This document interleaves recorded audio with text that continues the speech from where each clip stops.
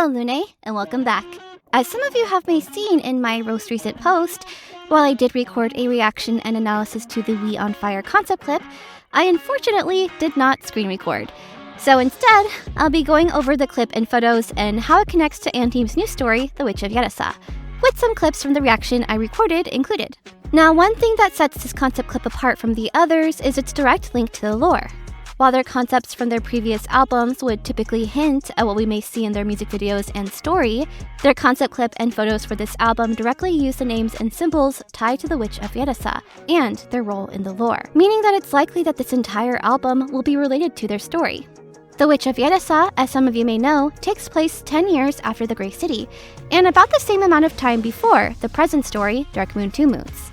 However, these concept photos and the clip, along with some content dropped at the most recent Dark Moon event, hints that the story began long before, about 1,000 years in the past, around the time of Princess Celine's reign. This name reclaimed, I offer it to Rashir. And in the webtoon, if you haven't read the webtoon for Dark Moon the Great City, which was Anteam's original webtoon, at the very end of it, spoiler alert, but it's kind of like an epilogue to the series that I think is the beginning of the Witch of Yerasah.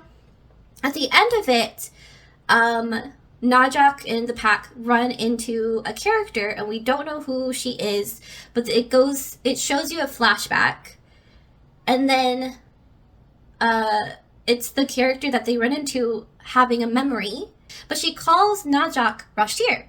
So it's possible that his original name, or the original name of the version of him she met in the past, was Rashir. Which does give you the question, so do they actually experience rebirth for these werewolves? Like, is it possible that they're not just characters, which we've talked about before? We're like, oh, these are their ancestors and they're supposed to represent their ancestors, but part of me has always wondered if they're just reborn from the past, but I guess we'll find out.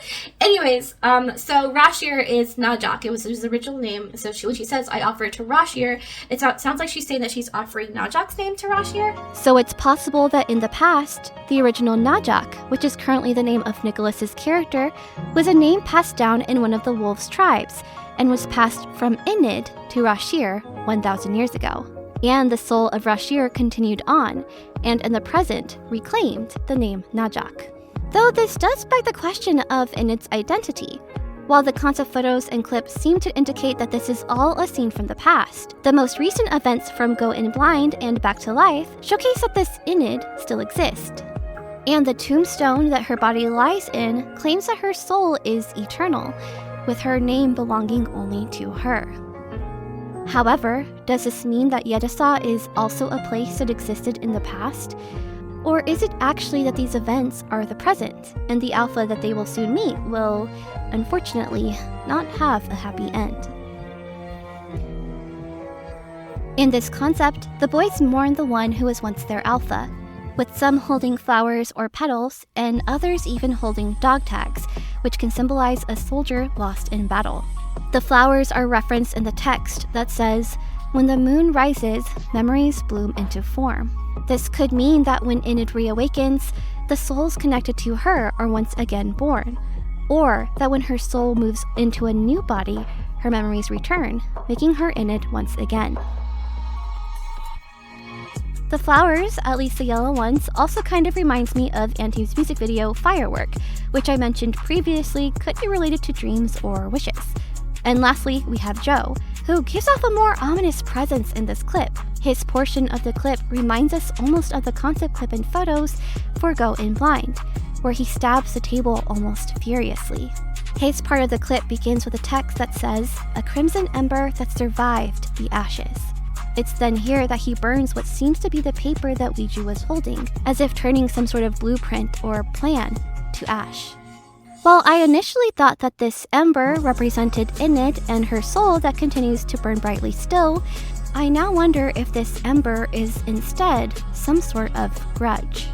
It's possible that Joe is either taken over or brainwashed by the Witch of Yerasah, who uses him in her plans to take down the Eternal Alpha.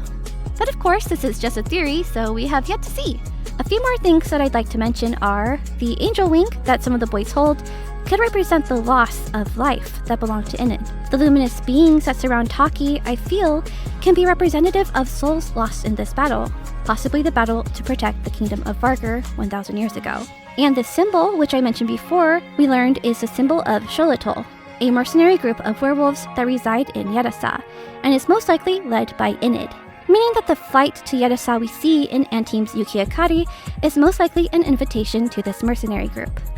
Oh, and these blindfolds did make an appearance again, but I still have no other concrete evidence on what significance it holds in the story, though it does seem to almost be like a bind that connects the boys to Enid. And that's all for now. Antim's new music video for We on Fire will release soon, so make sure to check it out. Thanks for watching, and see you again next time.